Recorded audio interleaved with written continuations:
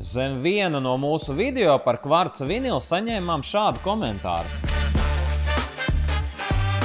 Vai tiešām līmējamais vinils ir izdevīgāks?